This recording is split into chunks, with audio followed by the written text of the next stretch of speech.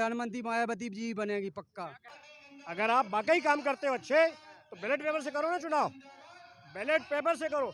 मैं कहता हूँ, मैं गारंटी लेता हूँ, ताउम्र गुलामी करूंगी इनकी। कि एक सीधा सा सवाल है, 2007 से 12 की जब सत्ता आई यूपी में पूर्ण बहुमत की, तो इनके मन में एक ही डर हो गया कि जो कल तक घरों की सफाई करता था, सड़कों पर झाड़ू लगाता था, शौचालय साफ करता था, आज यूपी सबसे बड़ा सूबा देश का, 80 लोकसभा की सीटें, कैसे मुख्यमंत्री बन गई, उसमें भी महिला, तो पेटों में दर्द होगा। काबिलियत तो है लेकिन काबिलियत को मार डालेंगे। यस, काबिलियत को मानने से ये इनकार करते हैं, इसीलिए ये नहीं चाहते कि बहन जी को प्रधानमंत्री बनाया जाए, क्योंकि यूपी का उदाहरण स्पष्ट है, लिखित है। सारा पत्रकार, सारा समाज यह जानता है कि वहाँ जो सुशासन जो चला ना, एक उदाहरण था पूरे भारत देश में, सुशासन का उदाहरण था पूरी दुनिया में। आयरन लेडी इसीलिए कहा गया कि उनकी एक योग्यता थी, उसी योग्यता को इन्होंने फिर क्या किया कि सब इकट्ठे हो गए, हमारे समाज के विरोधी दुश्मन लोग सब इकट्ठे हो गए, कांग्रेस हो, बीजेपी हो, सपा हो, जो भी हो, सब इकट्ठे हो गए और फिर इन्होंने हमारे खिलाफ एक गठबंधन बनाया और हमारे को हराया। चीज कहा, जिस तरीके से माननीय कांशीराम ने भी कहा था, तुम सत्ता बनाओ, वोटर मत बनो, सत्ता के भागीदार बनो। जिस दिन भागीदार बनोगे, अपने और अपने आने वाली पीढ़ियों की जो भविष्य है उसको लिखोगे। लेकिन समझना पड़ेगा कि ये समाज, बड़ा दुर्भाग्य की बात है कि 75 वर्ष आजादी का हो गया, लेकिन 15 से 3% की जो संख्या है वो 65 से लेकर के और अभी तक सत्ता में काबिज है। देश ने ब्राह्मण प्रधानमंत्री देखा, देश में क्षत्रिय प्रधानमंत्री देखा, देश में आपके ओबीसी समाज से देखा, तमाम ऐसी जातियां देखी, लेकिन ये सबसे बड़ा जो वोटर, ये वोटर ही रह गया। और सबसे बड़ा हंसी आता है कि इसी समाज से चंद नेता निकलते हैं और बहन मायावती पर सवाल उठाते हैं कि घरों से क्यों नहीं निकलती। इस समाज को शर्म आना चाहिए कि जो बेटी 26 साल की उम्र में 1976 में माननीय कांशीराम के मूवमेंट से जुड़ करके, उस समय जहां महिलाओं को घर से निकलना मुश्किल होता था, बड़ी घरों की दलित समाज की एक बेटी आपके लिए लड़ती है और आपको अधिकार दिलाती है कि सड़कों पर आप नीला झंडा लहराते हैं, वोट देते हैं, और उस महिला को आप जैसे समाज का उद्धार शायद ही कोई कर पाएगा। बोलिए क्या कहेंगे? जो लोग कहते हैं ना बहन जी सड़कों पर नहीं आती, बहन जी सड़कों पर क्यों आएंगी? जब बहन जी के मेरे जैसे करोड़ों भाई जिंदा हैं, उन पर लानत अगर बहन जी का पैर भी जमीन पर आ जाए। जब मेरे जैसे करोड़ों भाई, 5 करोड़ से अधिक सक्रिय कार्यकर्ता बसपा के हैं और 100 करोड़ से अधिक बहुजन हैं, तो हमारी उस परम आदरणीय बहन को जमीन पर भी पैर रखने की जरूरत नहीं है, सोने के हेलीकॉप्टर में उड़ाएंगे अब जब हमारी सत्ता आएगी। हाँ, इन्होंने कि जब इतने हमारे कहते कि बेटे खड़े हैं और फिर भी एक 80 साल की माँ को कहते हो कि माँ संघर्ष करे। माँ ने 26 साल की उम्र में किया, खटिया पर बैठने का तुम्हें अधिकार दिलाया, पोलिंग बूथ तक तुम पहुंच नहीं पाते थे, आज पहुंचकर कम से कम वोट तो डालते हो। क्या क्या करे, हमेशा वही। शर्म आनी चाहिए उन लोगों को, तो शर्म आनी चाहिए उन लोगों को बोलते हुए, और अपने घरों में देखना चाहिए। जिस समय बहन जी निकली थी, अपनी बहन बेटियों को निकाल के देखते, आज ही निकाल दे, और बहुत आगे, आज निकाल दे। आज तो मैं तो कहती हूँ आज अभी निकाले। आज तो मोदी के राज में राम राज्य आ गया उनका, सुरक्षित है, सब लोग निकाले, राम राज्य में सब सुरक्षित है, आज क्यों नहीं निकालते? तो सोचना चाहिए, बिल्कुल सोचना चाहिए जी, एक मुश्त वोट करना चाहिए। बिल्कुल। अब आपके पास समय 2024 का, अगर इलेक्शन होके हमारी सत्ता नहीं आई तो आप भूल जाइए कि फिर कि हम लोग आजकल इसके बाद हम आ जाएंगे सत्ता। 24 के चुनाव में ही मौका है, कहते हैं कि भाई उम्र है। बहन मायावती को अगर अब की मौका नहीं देते हो तो फिर 75 वर्ष का जो आजादी का अमृत महोत्सव का खेल खेल रहे हो, खेलोगे और वैसे ही सताए जाओगे। देखिए, बिल्कुल ये बिल्कुल सच्चाई है। जिस प्रकार में देश में बहुजन समाज के जितने पढ़े लिखे युवा आगे बढ़ रहे हैं और जो राजनीति को समझ रहे हैं, राजनीति स्तर देखिए, बहुजन समाज पार्टी की यही खूबसूरती है कि बहुजन समाज पार्टी के अंदर सारे महापुरुषों की प्रतिभाएं पाएंगी और सारे महापुरुष के फोटो, उनके बैनर पाएंगे। और ये देखो, आप पुस्तक मेला कहीं पे भी आपको भारतीय संविधान की कॉपियाँ किसी के भी प्रोग्राम में मिलती हो तो बताइए। यहाँ स्पेशल पुस्तक मेला लगता है ताकि बहुजन समाज के जिन महापुरुषों ने अधिकारों की बात करी है वो सबको मिले।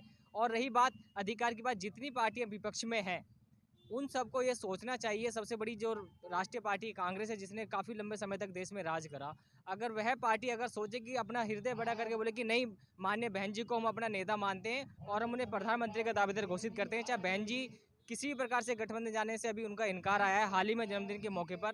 उनका कारण यही है कि जो भी पार्टियां सत्ता में रही हैं अभी तक, उन्होंने नहीं करा। आप एक सीधा सा सवाल है, सुनिएगा, सीधा सवाल है कि अभी जिस तरीके से राहुल गांधी बार बार कह रहे कि जातिगत जनगणना कराएंगे, इस मामले में जातिगत जनगणना की बात करके ओबीसी और पिछड़े समाज को आप जोड़ना चाहते हैं, लेकिन उसी दलित समाज से एक बेटी आती है तो उसको प्रधानमंत्री का चेहरा घोषित कर दीजिए, तब तो लगेगा कि आप हितैषी हो। बिल्कुल बिल्कुल सही बात। बिल्कुल आपने इनकी जो बहुजन समाज के पढ़े लिखे युवा ने उनकी दुबती जो नस है ना उसको पकड़ लिया है कि जब आप इतने हितैषी तो हमारी मान्य बहन जी जिन्होंने अपने शासनकाल के अंदर सभी महापुरुषों की विचारधारा को जीवित करके धरती पे उतारने का काम करा। आपने देखा होगा मान्य बाबा साहब को 2 गज जमीन दी इन्होंने दिल्ली में दफनाने के लिए, उन्हें रातों रात कहाँ लेके महाराष्ट्र में। लेकिन जब बहुजन समाज पार्टी की सरकार आई तो जमुना के इस पार इनके जब लीटे पड़े हैं ना तो जमुना के इस पार बहन जी ने खड़ी हुई इमारतें बनाई कि देखो ये हमारे बहुजन महापुरुषों की प्रतिभाएं, उन्हें ललकार रहे हैं। अब हम सभी युवाओं को सोचना चाहिए, जो हम बार बार बहन जी के ऊपर दबाव बनाने का प्रयास किया, बहन जी रोड पे नहीं है, ये नहीं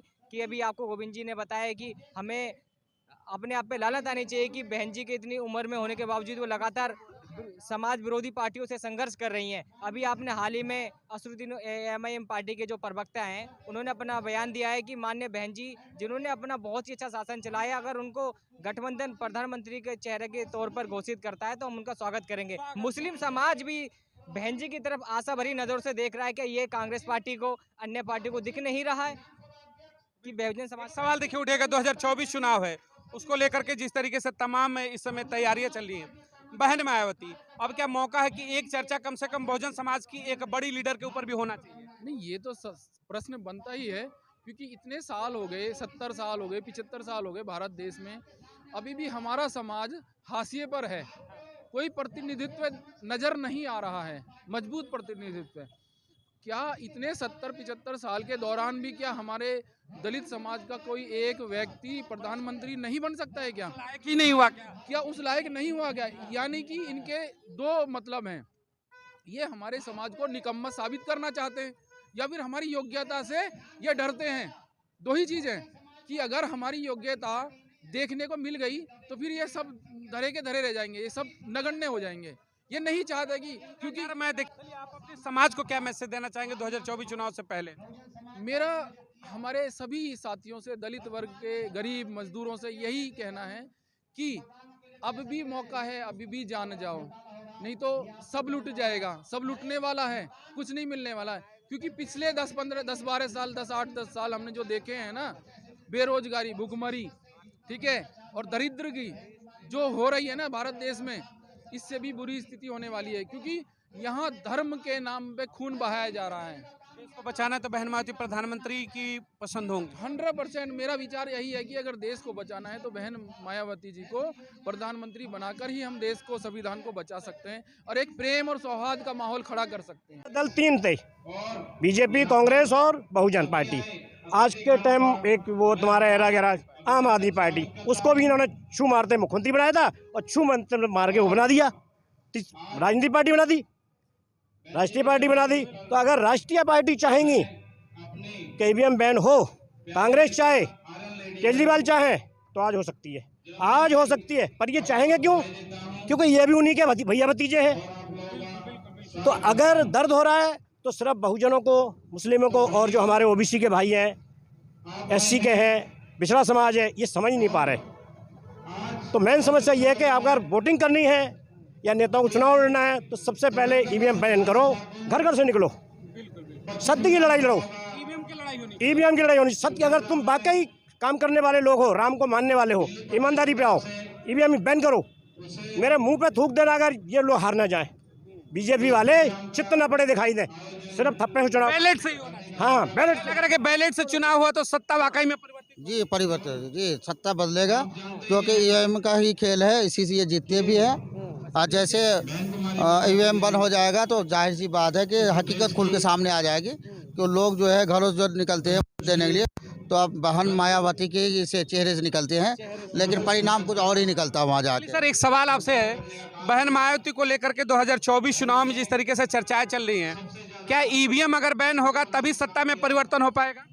हाँ जी, बिना EVM हटे कुछ नहीं होगा। जब तक EVM नहीं हटेगी तब तक कोई भी सत्ता परिवर्तन नहीं होगा, क्योंकि चाबी उनके पास है और चाबी उनके पास है तो कोई भी ताला खोलेंगे वो और कोई भी ताला बंद कर देंगे। हाँ, हम कुछ मोदी कहते हैं कि मोदी की जीत की गारंटी है, जहां खड़ा होता है मोदी जीतता है। मोदी की गारंटी है कि EVM की गारंटी है? नहीं, EVM की गारंटी है। मणिपुर पर क्यों नहीं बोले मोदी? संसद में जो है वो रंग बिरंगा हुआ, वहाँ क्यों नहीं बोले? नहीं बोले वो, क्यों बोलेंगे?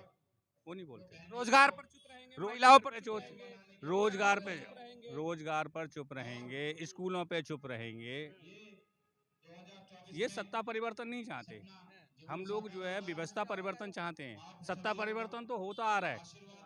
व्यवस्था परिवर्तन की लड़ाई। हमारी जो लड़ाई है, बेशक बीजेपी रहे, कोई दिक्कत नहीं है, लेकिन व्यवस्था परिवर्तन होना चाहिए।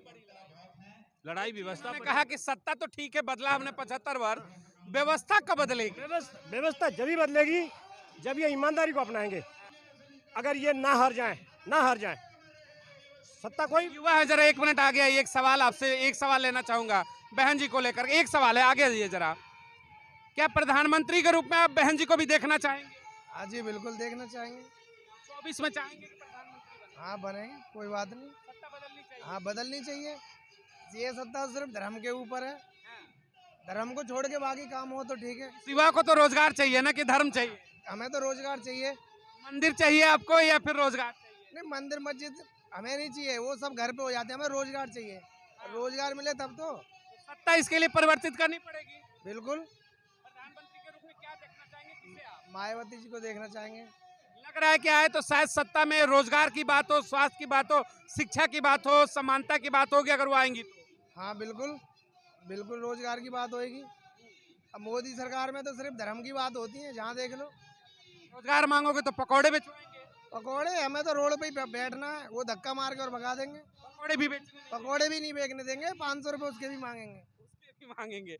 बहन जी को 2024 में प्रधानमंत्री के रूप में आप लोग देखना चाहेंगे? हमारा बहन जी प्रधानमंत्री बनने को 14% दिल्ली के अंदर वोट आ चुकी थी हमारी, तो ये ना मनुवादी इनको पेट में दर्द होने लग गया, तो इन्होंने एक और मनुवादी पैदा कर दिया। वो सांप, एक नागनाथ है, एक सांपनाथ है, एक नेवला भी पैदा कर दिया दिल्ली के अंदर, क्योंकि मनुवादियों को अब है ना, ये मुसलमानों को और दलित समाज को ख़त्म करना चाहती है इस देश से। ये मनुस्मृति लगाना चाहती है इस देश, मनुस्मृति लगाएगी। कहा कि बहन जी कहती है कि भाजपा, नागनाथ और कांग्रेस साहब, आपने कहा कि नेवला भी पैदा हो गया, यानी दिल्ली में आम आदमी पार्टी भी आ गई। नेवला भी पैदा हो गया। नेवला भी पूरी खाले उधेड़ता है, ये तो खाली काटते भरे हैं, और ये नेवला तो पूरी खाल उधेड़ने के चक्कर में लग रहा होगा। बनिया कभी घाटे की सौदा नहीं कर, वो बनिया है, वो बनिया कभी घाटे की सौदा नहीं करता। तो मोदी जी हम लोगों को रोडों पे ले आने, जब तक आंदोलन नहीं होगा एडीएम के खिलाफ। बात बताइए 2024 में अगर बात करते हैं आप लोग बहुजन समाज की, तो बहन मायावती के साथ इस बार बहुजन समाज और दलित और मुस्लिम समाज जाना पसंद करेगा? पक्का जाग चुका है मुसलमान, वो दलित समाज जाग रहा है। अभी कुछ सो रहे हैं, कुछ जाग रहे हैं। अभी है ना 40% तो जाग चुका है इस टाइम। बहन मायावती प्रधानमंत्री की पसंद बनेगी, पक्का बनेगी। खुल के वोटिंग होगा उनके लिए प्रधानमंत्री के रूप में। आपकी ब्लैक पेपर बहन मायावती प्रधानमंत्री रहेंगे 2024 चुनाव में, प्रधानमंत्री किसे देखना चाहेंगे आप लोग? सर, आप मायावती को मैं देखना चाहूँगा। बहन मायावती? हाँ, क्योंकि हमको उनसे खुशी है। वो जब तक थी तो हम लोग को कोई दिक्कत नहीं था, और जब से ये लोग आए हैं तो इतना प्रॉब्लम हो रहा है ना, कि कहीं कोरोना हो गया, कहीं कुछ हो गया। बहनचोद सिर्फ जनता को क्यों परेशान हो रहा है, तुमको क्यों नहीं हो रहा है? हम ही जनता लोग को सिर्फ परेशान होना, उठाना पड़ेगा। 24 में बहन जी को आप लोग चाहेंगे कि केंद्र की सत्ता में आए? हाँ, वो आएंगी तो अच्छा है। वोटिंग होगा बहन जी के लिए? हाँ, होगा सर, क्यों नहीं होगा। क्योंकि हमको भाई उतना तमन्ना है कि वो हर साल जब तक थी तब तक हम लोगों को सबको देखभाल किया है और रोजगार भी दिया था, तो हमको क्या दिक्कत है। उम्मीद है उन्हीं से उम्मीद है। चलिए देखिए, बहुजन समाज को लेकर के यहाँ पर आज दिल्ली में तमाम जिस तरीके से लोगों के बीच में चर्चाएं शुरू हुई कि 24 में क्या सत्ता में बहन जी की वापसी होगी, तमाम लोगों का यही कहना है कि अब सत्ता परिवर्तन का वो समय आ चुका है कि बहुजन भी केंद्र की सत्ता में आए। तमाम खबर पर आपके क्या विचार है, कमेंट सेक्शन में जरूर बताइएगा। चैनल को लाइक और सब्सक्राइब करें ताकि हर बहुजन समाज की खबर आप तक सबसे पहले पहुँच सके। बहुत बहुत धन्यवाद। जय हिंद।